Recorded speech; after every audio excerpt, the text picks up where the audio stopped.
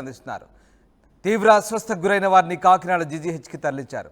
2 రోజుల క్రితం డయేరియాతో మహిళ మృతి చెందింది. గ్రామంలో జిల్లా ఉన్నతాధికారులు పర్యటించారు. మరోసారి వాటర్ శాంపిల్స్ టెస్టులకు పంపారు అధికారులు. మొత్తం మీద తొండంగి మండలం కొమ్మనాపల్లిలో డయేరియా విజృంభిస్తోంది. 4 రోజులుగా అంతకంతకు డయేరియా విజృంభిస్తూ కేసులు పెరగడంతో ఒక్కసారిగా మెడికల్ క్యాంపులు ఏర్పాటు చేసి చికిత్స అందిస్తున్నారు వైద్యులు. ఇప్పటికీ 50 మందికి పైగా చికిత్స పొందుతున్నారు. తీవ్ర అస్వస్థకు గురైన వారిని కాకినాడ జీజీహెచ్కు తరలించారు.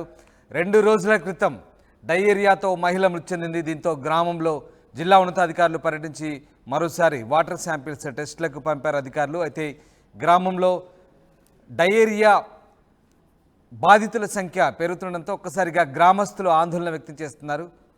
ఏం మాట్లాడారు వాళ్ళ మాటల్లో విందాం. నిన్న సాయంకాలం నుంచి కూడా అదే వాల్ జీరేషన్ అని చెప్పేసి ఒకళ్ళ నుంచి సుమారు 40 మంది దాకా ఇదైపోయారు సార్. కొంతమంది హాస్పిటల్ వెళ్ళారు, కొంతమంది ఇక్కడ సచివాలయంలో చూస్తాం. మా ఎమ్మెల్యే తెలిసిన తర్వాత అందరినీ కూడా హైలైట్ చేసి ఆఫీసులో డాక్టర్లనే మొత్తం అలాగా డిఎల్పీ వారికి అందరికీ ఫోన్ చేసి చెప్పి మొత్తం చూడండి కొమ్మలపిల్లి ఇలాగా కట్ట ఏదో జరిగిందంట, అర్జెంట్కి వెళ్ళి చూడమని చెప్పారండి. మేడం గారు వచ్చి అందరిని పలకరించి ప్రతి ఒక్కరిని పలకరించి ఏంటని సంగతి తెలుసుకుని చేసిన తర్వాత ఏంటంటే వాటర్ కొంతమంది అన్నారు, వాటర్ కాదని కొంతమంది అన్నారు. అదేదో చూడమని చెప్పేసి డిఎల్పీ వారికి వాళ్ళకి ఆర్డర్ వేసి ఎమ్మెల్యే వెళ్తారు సార్. దీన్ని పరిష్కరించి పైప్ లైన్ కొద్దిగా వీక్ ఉందని చెప్పేసి అనుకుంటున్నాం. పైప్ లైన్ కొంత కొత్తగా దాన్ని మార్చేసి పైప్ లైన్ కొత్తగా చేస్తే కొంత ఇది అవుతుందని చెప్తున్నాం సార్. ఇది మీరు త్వరగా తెలుసుకుని ఆఫీసులు అందరూ త్వరగా దీన్ని ఇది చేసి చేస్తే అందరూ కొంత ఇది అవుతుందని చెప్పేసి మేము సెలవు. కొమ్మనాపల్లి ఇదే నీటి వల్ల ఇన్ఫెక్షన్ జరిగి ఎక్కువ జనాలు రోగులుగా ఉన్నారండి. కాకినాడ హాస్పిటల్లో 10 మంది ఉన్నారు. ఇక్కడ కొమ్మనాపల్లి గ్రామ సచివాలయంలో 10 మంది సిబ్బందిని వేశారండి. అలాగే మా ఎమ్మెల్యే గారు కూడా పలకరించడానికి వచ్చి చూశారు. అధికారులు అంతా సహకరిస్తున్నారు. వాటర్ నుంచే వచ్చిందని ఎక్కువ నమ్మకం ఉందండి. వాటర్ లీకేజీలన్నీ పూర్తి చేయించాలని అధికారులందరినీ కోరటం. వాటర్ వల్ల ప్రతి ఒక్కరికి కూడా ఆరోగ్యం మొత్తం బాగోలేదండి. ఏంటంటే వాటర్ ఎంతవల్ల లీక్ అయిందనేది ఎవరికి కూడా తెలియదు. బట్ అందులో వాటర్ ట్యాంక్లో కూడా అది ఏంటి కోత లేకపోతే ఇంకోటి అనేది కూడా ఎవరో కూడా మరి తెలియలేదు. అధికారులు అయితే వచ్చారు, ప్రతి ఒక్కటి కూడా మరి స్పందిస్తున్నారు. మరి కాకినాడలో కూడా కొంతమంది జాయిన్ చేయడం కూడా జరిగింది. కొంతమంది అనారోగ్యం కొంచెం ఏదో కొద్దిగా 10% కోలుకుంటున్నాం అన్నట్టుగా తెలిసింది. కాకినాడ జిల్లాలో డయేరియా విజృంభిస్తోంది. వాంతులు విరేచనాలతో జనం ఆసుపత్రిలో చేరుతున్నారు. 4 రోజులుగా అంతకంతకు కేసులు పెరుగుతున్నాయి. ఇప్పటికే 50 మందికి పైగా తొండంగి మండలంలో చికిత్స పొందుతున్నారు. మెడికల్ క్యాంపులు ఏర్పాటు చేసి చికిత్స అందిస్తున్నారు వైద్యులు. తీవ్ర అస్వస్థకు గురైన వారిని కాకినాడ జీజీహెచ్కు తరలించారు. ప్రకాష్ జైన్ అవుతున్నారు. ప్రకాష్, కాకినాడ జిల్లా తొండంగి మండలం కొమ్మనాపల్లిలో డయేరియా ప్రబలి దాదాపు ఊరంతా కూడా ఇబ్బంది పడుతున్న పరిస్థితి కనబడుతూ ఉంది. సో దీనికి సంబంధించి జిల్లా వైద్య శాఖ అధికారులు ఎలాంటి చర్యలు తీసుకుంటున్నారు, ప్రస్తుతం అక్కడ సిచ్యువేషన్ ఎట్లా ఉంది?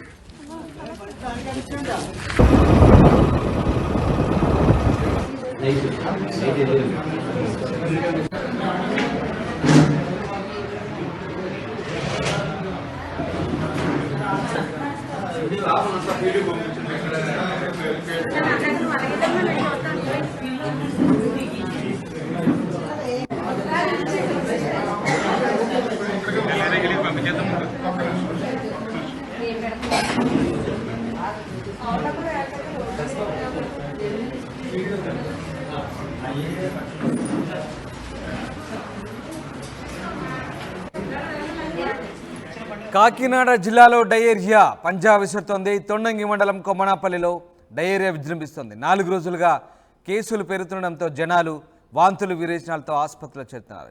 ప్రకాష్ జైన్ అవుతున్నారు. ప్రకాష్, ముఖ్యంగా డయేరియా పంజా విసురుతోంది. దీనికి సంబంధించి జిల్లా అధికారులు ఎట్లాంటి చర్యలు తీసుకుంటున్నారు? ప్రస్తుతం తొండంగి మండలంలో పరిస్థితి ఎలా ఉంది? ఎస్ రామదాస్, కాకినాడ జిల్లాలో డయేరియా పంజాబ్ విసరడంతో మొత్తం స్థానికంగా మొత్తం అందరూ కూడా ఆందోళన వ్యక్తం చేస్తున్నారు. ఒక్కసారిగా ఎన్నడూ లేని విధంగా ఈ డయేరియా విజృంభించడం కాకుండా ఈ మండలం గ్రామంలో మొత్తం ప్రతి ఒక్కరు కూడా గ్రామస్తులు భయాందోళన గురవుతున్న పరిస్థితి ఇక్కడ ప్రధానంగా కనబడుతుంది. ఒక్కసారిగా చూసుకుంటే గత 4 రోజుల నుంచి కూడా ఇదే పరిస్థితి కొనసాగుతుంది. డయేరియాతో కొంతమంది 30 మంది వరకు కూడా అస్వస్థతకు ఒక్కసారిగా గురవడమే కాకుండా 50 మంది వరకు కూడా ఆ హాస్పిటల్లో అనుమాన లక్షణాలతో ఉన్న వారు అయితే హాస్పిటల్లో అక్కడైతే కూడా చేరినటువంటి పరిస్థితి ఇక్కడ ప్రధానంగా కనపడని చెప్పొచ్చు. ఈ నేపథ్యంలో హుటాహుటిన కొంతమంది ఎవరైతే అస్వస్థతకు గురయ్యారో వాళ్ళందరూ కూడా హుటాహుటిన ఇక్కడ కాకినాడ ప్రభుత్వ ఆసుపత్రికి అయితే తరలించారు. వాళ్ళకైతే మెరుగైన చికిత్స అందిస్తున్నటువంటి పరిస్థితి ఇక్కడ ప్రధానంగా కనపడని చెప్పొచ్చు. మరో పక్కన ఎవరైతే ఈ డయేరియాతో బాధపడుతున్నటువంటి పరిస్థితి ఉన్న నేపథ్యంలో అక్కడంతా కూడా ఇక్కడ ఆరోగ్య శాఖ అధికారులు వెంటనే అప్రమత్తమవి ఈ యొక్క కొమనాపల్లి గ్రామంలోనే మొత్తం హెల్త్ క్యాంప్ కూడా నిర్వహించి ప్రతి ఒక్కరు కూడా చికిత్స అయితే అందిస్తున్నటువంటి పరిస్థితి ఇక్కడ ప్రధానంగా కనబడుతుంది చెప్పొచ్చు. ఈ నేపథ్యంలో డయేరియా గల కారణాలు చూసుకుంటే ప్రధానంగా గ్రామంలో నీటి కలుషితం కారణంగానే ఈ యొక్క డయేరియా విజృంభించి ఉంటుందా అని చెప్పేసి అనుమానాలు అయితే వ్యక్తం చేస్తున్న పరిస్థితి ఉంది. ఈ నేపథ్యంలో మొత్తం ఆ యొక్క గ్రామం అంతా కూడా పారిశుద్ధ్యం పనులు అయితే చేపట్టినటువంటి పరిస్థితి. మరో పక్కన ఇటీవల ఎన్నికైనటువంటి తుని నియోజకవర్గ ఎమ్మెల్యే ఎవరైతే యనమల దీవే కూడా ఒట్టాగొట్టిన అక్కడ సంఘటన స్థలాలకు అయితే చేరుకుని బాధితులందరూ కూడా పరామర్శిస్తున్న పరిస్థితి.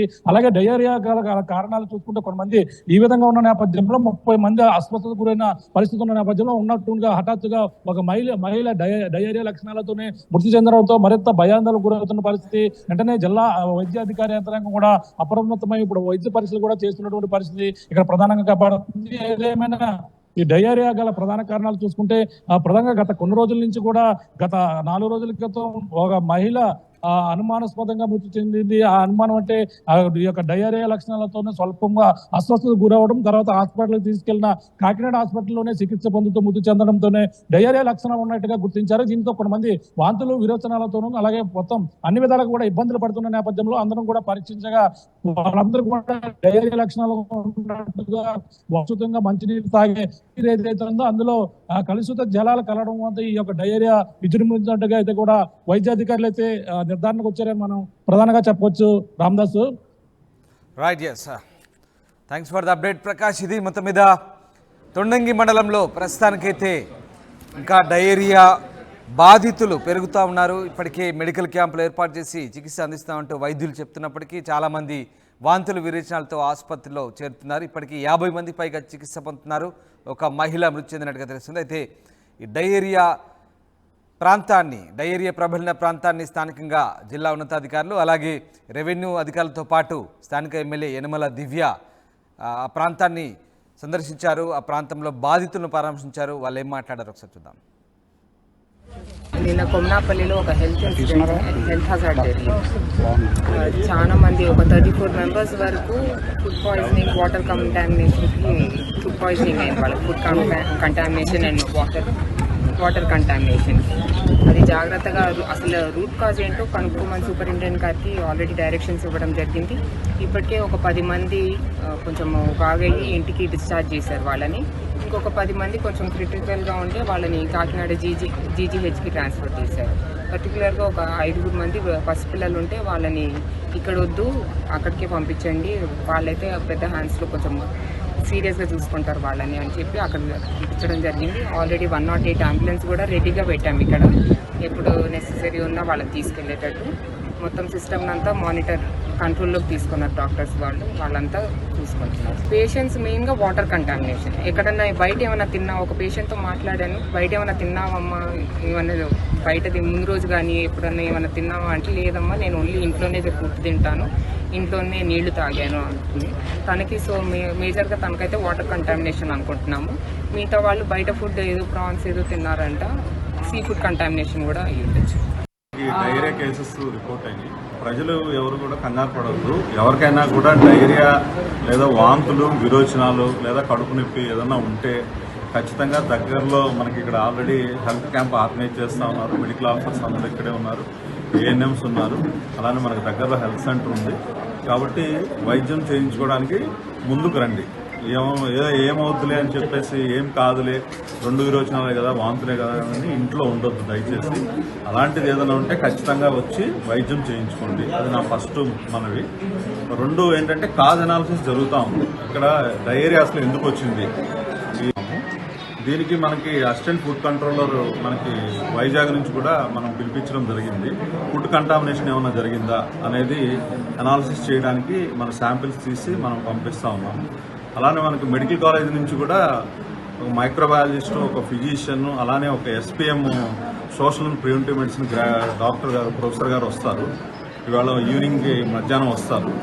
సో ఆ టీం కూడా ఫామ్ చేశాము. టీం వచ్చి కాజ్ అనాలిసిస్ చేస్తారు, ఎందుకు జరిగి ఉంటుంది ఇలాగా అనేది. సో ఏదైనా కూడా మనకి ఇవాళ కూడా ఒక 8 కేసులు రిపోర్ట్ అయినాయి. ఇంతకుముందు ఒక 14 కేసెస్ రిపోర్ట్ అయినాయి నిన్నటి దాకా. సో ఇవాళ కూడా కేసెస్ రిపోర్ట్ అవుతున్నాయంటే ఆ కాజ్ అనేది ఇంకా కొనసాగుతూ ఉంది. కాబట్టి మోస్ట్లీ ఇది వాటర్ కంటామినేషన్ ఏమన్నా అయి ఉంటుందా అనేది ఆలోచిస్తూ ఉన్నాము. సో అందుకని ఆ వాటర్ ట్యాంకులో వాటర్ కూడా మనం పరీక్షకు పంపించడం జరిగింది. అలానే మనకి రిపోర్ట్స్ రావాలి. అలానే మనకి